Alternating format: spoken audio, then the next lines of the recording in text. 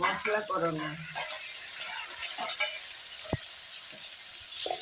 করলাটাই ভেজে নিয়েছি, নুন মাখিয়ে ভাজা আমার হয়ে গেছে,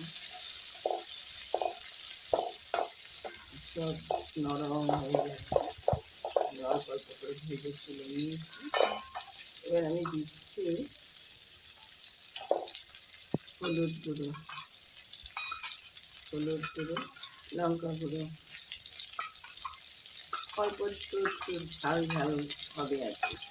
আর দিচ্ছে এখানে জিরে আর ধনের গুঁড়ো, ব্যাস এটা দিয়ে হবে একটা মশলা করলা হবে। ভালো লাগলে লাইক করবেন, শেয়ার করবেন, সাবস্ক্রাইব করবেন, আমার পাশে একটু থাকুন। এবার একটুখানি আমি হালকা একটু ঢেকে দিচ্ছি, মশলা নামিয়ে দিচ্ছি। ভালো লাগলে লাইক শেয়ার সাবস্ক্রাইব করুন, আমার পাশে একটু থাকুন।